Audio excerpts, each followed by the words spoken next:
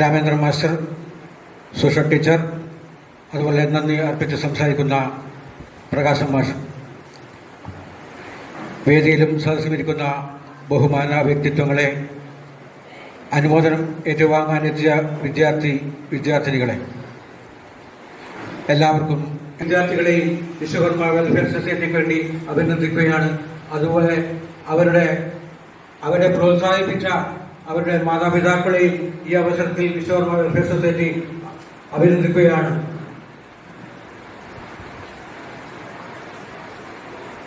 Welfare സൊസൈറ്റിയുടെ ഈ കൂട്ടായ പ്രവർത്തനത്തിലൂടെയാണ് ഇന്ന് ഈ പരിപാടി ഇവിടെ സംഘടിപ്പിക്കുവാൻ വേണ്ടി നമുക്ക് സാധിച്ചിട്ടുള്ളത്. അതുപോലുള്ള ഒരു കൂട്ടായ്മയിലൂടെയാണ് നമുക്ക് പുതിയൊരു ശ്മശാനം നവീന രീതിയിൽ ആദരവ് ഏറ്റുവാങ്ങുന്നതിന് ഇവിടെ എത്തിയ SSLC +2 വിദ്യാർത്ഥിനികളെ, സത്യജിത് റേ ഫിലിം ഫെസ്റ്റിവൽ മികച്ച സിനിമ പുത്തൂട് എന്ന സിനിമയുടെ സംവിധായകൻ ശ്രീ മനോജ് കെ സേതു, പ്രാർത്ഥനാകാലം ആലപിച്ച കുമാരി സഞ്ജ ആചാരി, സ്വാഗത ഭാഷകൻ വെൽഫെയർ സൊസൈറ്റിയുടെ joint secretary Shri TV Santhosh,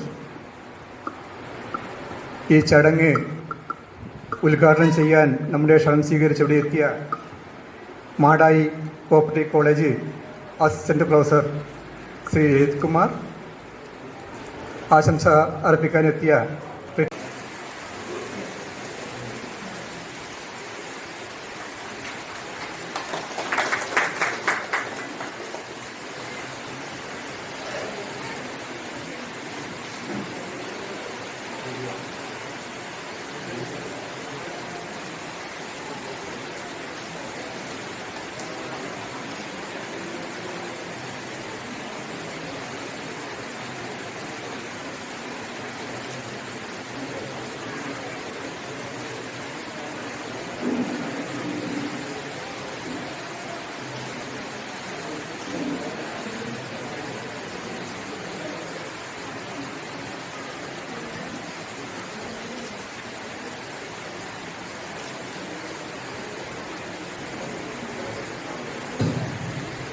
ഉദ്ഘാടന ഭാഷണത്തിനായി ശ്രീ രഞ്ജിത് കുമാർ അവർ. ഈ ഒരു അനുമോദന ചടങ്ങിൻ്റെ അധ്യക്ഷൻ പ്രിയപ്പെട്ട ശ്രീ രവി വീരച്ചേരി അവരുടെ, അതുപോലെ ഇവിടെ സ്വാഗതം പറഞ്ഞ സന്തോഷ് TV, ആശംസകൾ അർപ്പിച്ച് സംസാരിക്കുന്ന ശ്രീ രാമേന്ദ്രൻ മാസ്റ്റർ, സുഷ PV, അതുപോലെ നന്ദി പ്രകാശിപ്പിക്കുന്ന പ്രകാശൻ MV, കൂടാതെ ഇവിടെ ഈ ഒരു അനുമോദന ചടങ്ങിൽ അനുമോദനം ഏറ്റുവാങ്ങാൻ ഇവിടെ എത്തിച്ചേർന്ന പ്രിയപ്പെട്ട വിദ്യാർത്ഥിനികളെ, അതുപോലെ രക്ഷകർത്താക്കളെ, ഈ ഒരു വിശ്വകർമ്മ വെൽഫെയർ സൊസൈറ്റിയുടെ പ്രിയപ്പെട്ട അംഗങ്ങളെ, പ്രവർത്തകരെ, സഹോദരന്മാരെ,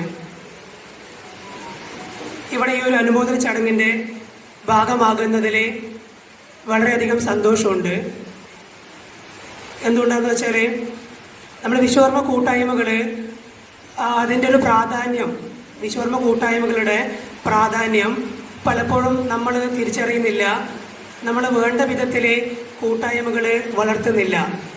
ആ ഒരു സാഹചര്യത്തിലാണ് പയ്യന്നൂർ വിശ്വകർമ്മ വെൽഫെയർ സൊസൈറ്റി വളരെ നല്ല രീതിയിൽ, ഇവിടെ പങ്കാളിത്ത കുറവാണെന്നാണ് അധ്യക്ഷൻ്റെ അഭിപ്രായം. പക്ഷെ എന്നാലും അത്യാവശ്യം നല്ല പങ്കാളിത്തം ഇവിടെ കാണുന്നുണ്ട്. പങ്കാളിത്തമൊന്നും മോശമൊന്നുമില്ല. അപ്പോൾ ഈ ഒരു ചടങ്ങ് വളരെ പ്രൗഢഗംഭീരമായി ഇവിടെ അണിയിച്ചൊരുക്കിയ ഇതിൻ്റെ ഭാരവാഹികളോട് ആദ്യമായി അവരെ അംഗീകരിക്കുന്നു, അവരെ ആശംസിക്കുന്നു. കൂടാതെ ഈ ഒരു കാലഘട്ടത്തിൽ ഒരു കോളേജ് അധ്യാപകൻ എന്ന നിലയിൽ കുറച്ച് കാര്യങ്ങൾ സൂചിപ്പിക്കാൻ ആഗ്രഹിക്കുന്നു. എന്താണെന്ന് വെച്ചാൽ ഈ ഒരു വർഷം എന്ന് പറയുന്നത് ഉന്നത വിദ്യാഭ്യാസ മേഖലയിൽ ഒരു വർഷമാണ്, ഒരു കാലഘട്ടമാണ്. കേന്ദ്ര ഗവൺമെൻറ് പുതിയൊരു വിദ്യാഭ്യാസ നയം, ന്യൂ എഡ്യൂക്കേഷൻ പോളിസി നടപ്പിലാക്കുകയാണ്. അപ്പോൾ അതിൻ്റെ ഭാഗമായിട്ട് കേരളത്തിലെ ഈ ഒരു വർഷം മുതൽ പഴയ 3 വർഷത്തെ ഡിഗ്രി കോഴ്സ് മാറ്റിക്കൊണ്ട് 4 വർഷത്തെ ബിരുദ കോഴ്സ് ഈ വർഷം മുതൽ തുടങ്ങിയിരിക്കുകയാണ്.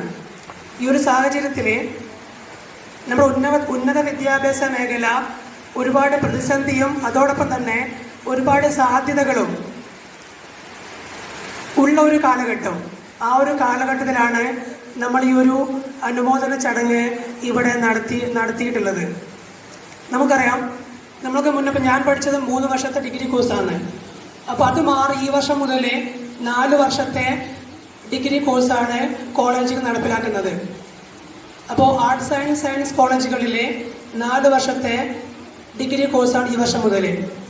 എഞ്ചിനീയറിംഗ് കോളേജായാലും മറ്റ് മെഡിക്കൽ വിദ്യാഭ്യാസമായാലും അതുപോലെ അതിൻ്റെ രീതിയിൽ മുന്നോട്ട് പോകുന്നുണ്ട്.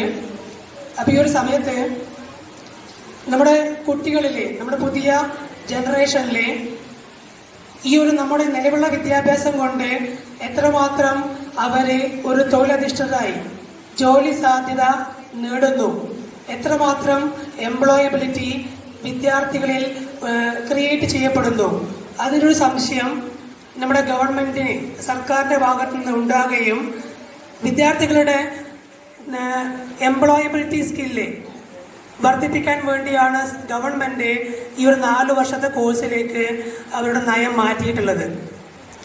അപ്പം എനിക്ക് പറയാനുള്ളത്, ഈ പുതിയ കുട്ടി പ്ലസ് ടു അനുമോദനം ഇവിടെ നൽകുന്നുണ്ട്, SLC അനുമോദനമുണ്ട്.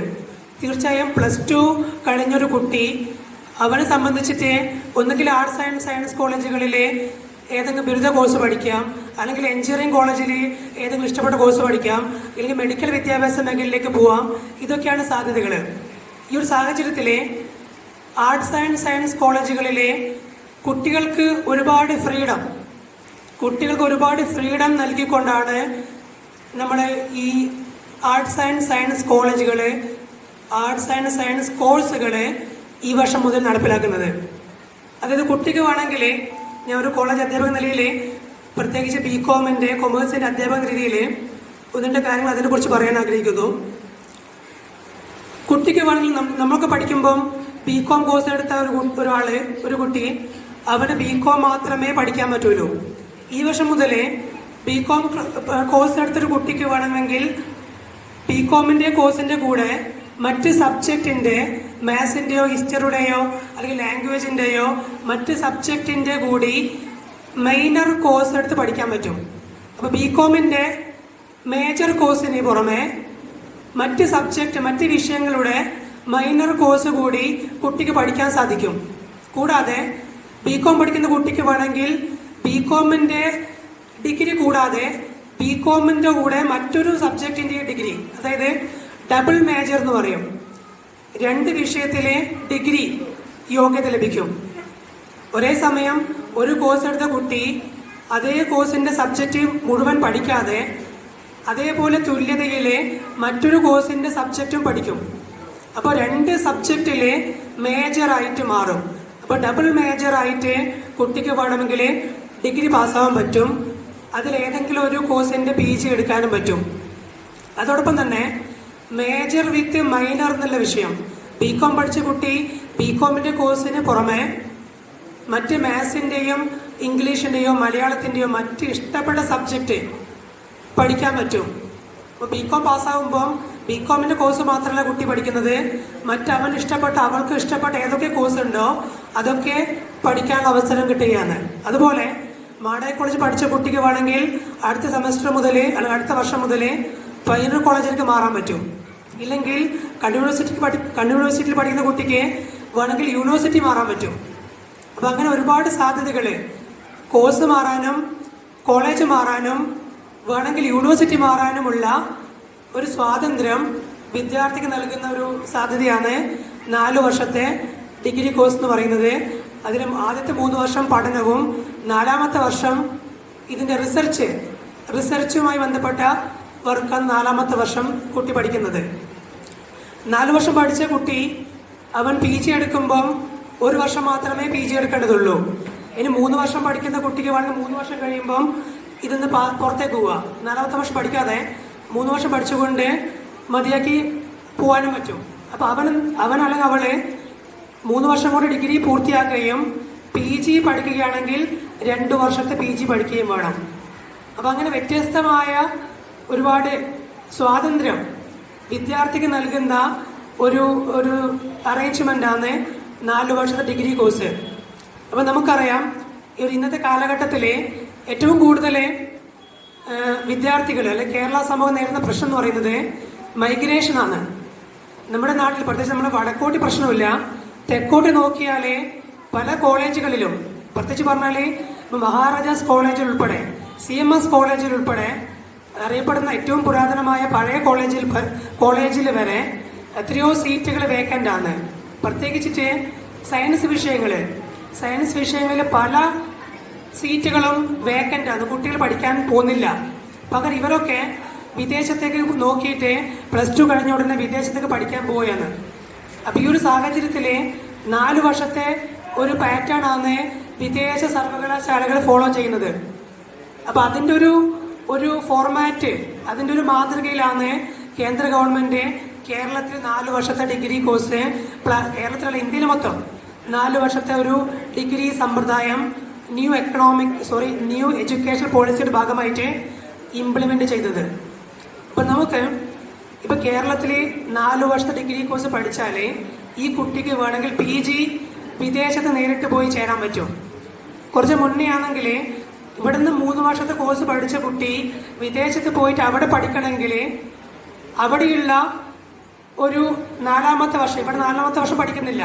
അതിന് പകരം അവിടെ അഡീഷണൽ ആയിട്ട് 1 വർഷം, 1-2 വർഷം, ചില യൂണിവേഴ്സിറ്റി 2 വർഷം പറയുന്നുണ്ട്, അവിടെ 1 വർഷം അഡീഷണൽ ആയിട്ട് മറ്റൊരു കോഴ്സ് കൂടി പഠിച്ചിട്ട് മാത്രമേ അവർക്ക് അവിടെ PG ചെയ്യാൻ പറ്റുള്ളൂ.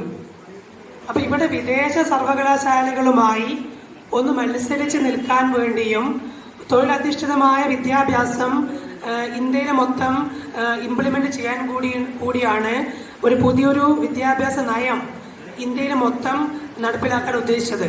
അപ്പൊ അതിന്റെ ഭാഗമായിട്ട് കേരളത്തിൽ ഇംപ്ലിമെന്റ് ചെയ്തതാണ് ഈ വർഷം മുതലേ 4 വർഷത്തെ ഡിഗ്രി കോഴ്സ്. അപ്പോ ഈ ആർട്സ് ആൻഡ് സയൻസ് വിഷയങ്ങള് പഠിക്കുന്ന വിദ്യാർത്ഥികള് ഇത് എത്ര പേര് പഠിക്കുന്ന എനിക്കറിയില്ല. അവർ തീർച്ചയായും ഇതിന്റെ സാധ്യതകള് അതിന്റെ പോസിറ്റീവായ വശത്തില് മനസ്സിലാക്കിക്കൊണ്ട് അത് ഉപയോഗിക്കണമെന്നാണ് എനിക്ക് അഭ്യർത്ഥിക്കാനുള്ളത്. കൂടാതെ ഇപ്പൊ എഞ്ചിനീയറിംഗ്, മറ്റ് മെഡിക്കൽ സബ്ജക്റ്റ് പഠിക്കുന്ന മെഡിസിൻസ് പഠിക്കാൻ ഉദ്ദേശിക്കുന്ന അവരുണ്ടാവും. അപ്പൊ അവരോട് പറയാനുള്ളത്, ഇപ്പൊ നമുക്കറിയാം ഇപ്പം മെഡിക്കൽ ഒരു വിദ്യാഭ്യാസം ആഗ്രഹിക്കുന്നവര് ഇപ്പൊ നമുക്കറിയാം ഇപ്പൊ നിലവിലെ സാഹചര്യം എന്ന് പറയുന്നത് ഇപ്പൊ നീറ്റ്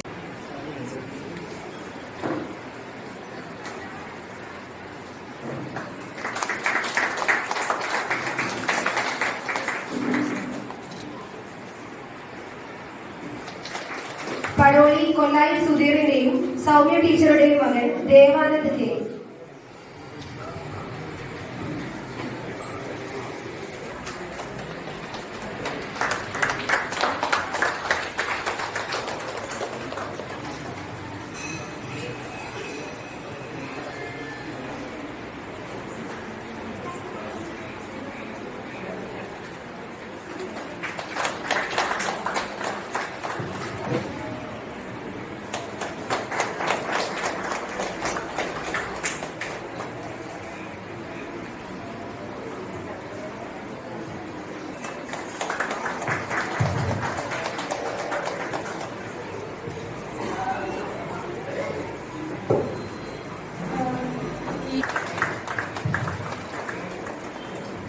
എല്ലാവരും കൈയടിച്ച് പ്രോത്സാഹിപ്പിക്കുക.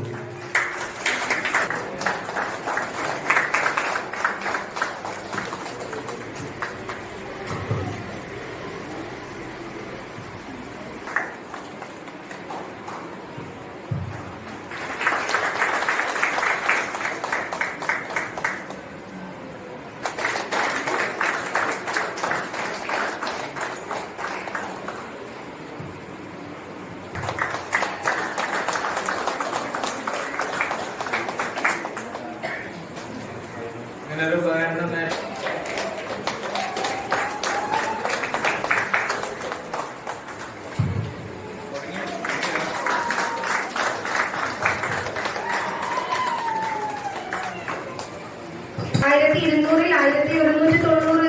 വളരെ മികച്ച വിജയമാണ് സംഖ്യ കൈവരിച്ചിരിക്കുന്നത്. സംഖ്യ ആർ ആചാര്യ.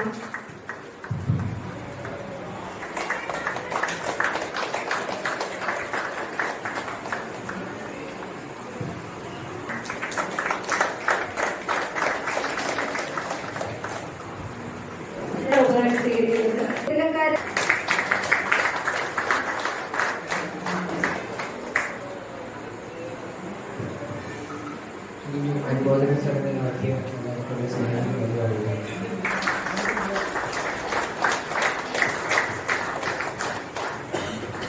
എൻ്റെ പേര്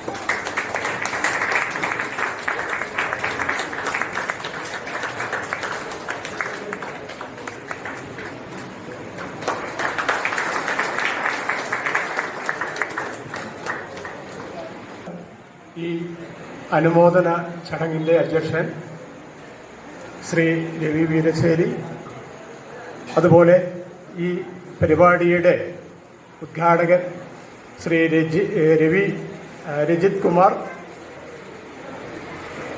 സ്വാഗതം ആശംസിച്ച സന്തോഷ്, നന്ദി പ്രകാശിക്കാൻ പോകുന്ന പ്രകാശൻ മാസ്റ്റർ, അതുപോലെ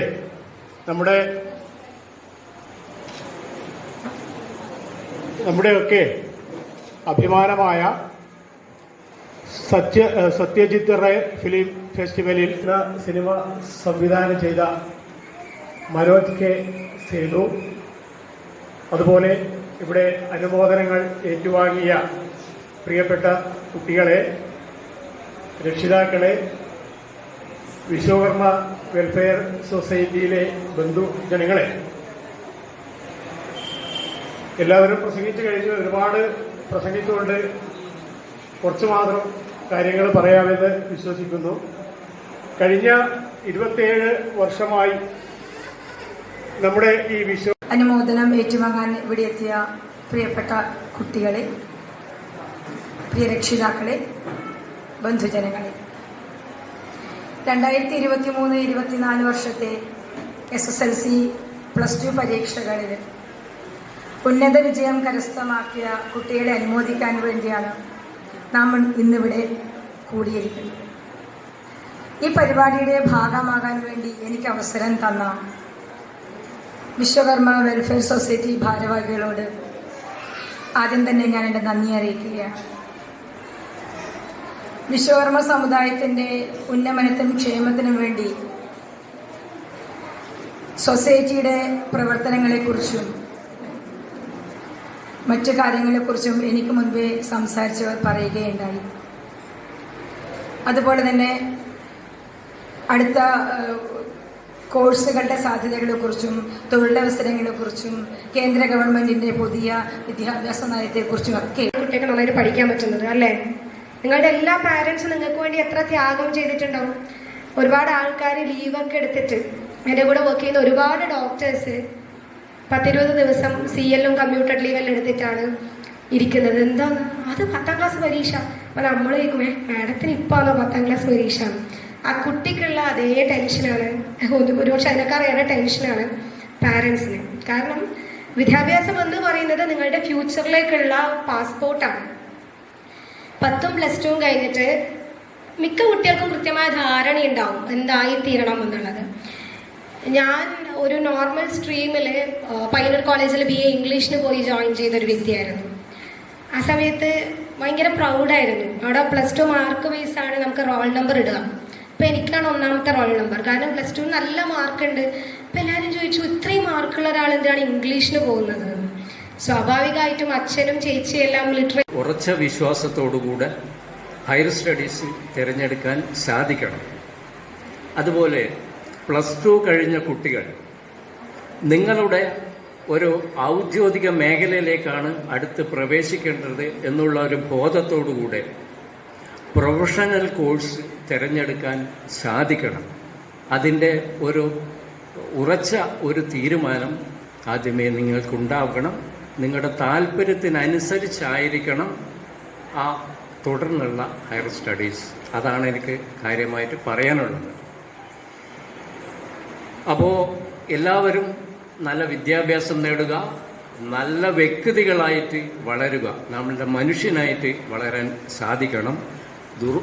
മറ്റ് മോശമായ രീതിയിലേക്കും അത് കൂടുതൽ ഞാൻ പറയേണ്ടതില്ലല്ലോ. ഇന്നത്തെ ഒരവസ്ഥ നല്ല കുട്ടികളായി കുടുംബത്തിലും സമൂഹത്തിലും നല്ല വ്യക്തിത്വത്തോട് ജീവിക്കാൻ സാധിക്കട്ടെ എന്ന് ഞാൻ പയ്യന്നൂർ വിശ്വകർമ്മ വെൽഫെയർ സൊസൈറ്റി ഉച്ച മുതൽ ഇവിടെ ആരംഭിച്ച അവാർഡ് ദാന ചടങ്ങിൻ്റെ അവസാന ഇനമായ നന്ദി പറയലാണ് ചടങ്ങ്. കാരണം ഇതിനു മുമ്പ് പ്രസംഗിച്ച മുഴുവൻ ആളുകളും രക്ഷിതാക്കളും കുട്ടികളും എന്ത് വേണമെന്ന് വളരെ നല്ല രീതിയിൽ അറിയിച്ചിരിക്കുകയാണ്. പിന്നെ അതിനെപ്പറ്റി കൂടുതൽ പറഞ്ഞ് നിങ്ങളെ ബോറടിപ്പിക്കുന്നില്ല. എൻ്റെ കർത്തവ്യ കാര്യം കളിക്കാം. ഇന്നത്തെ യോഗത്തിൽ സ്വാഗതം ആശംസിച്ച നമ്മുടെ ജോയിൻറ്റ് സെക്രട്ടറി ശ്രീ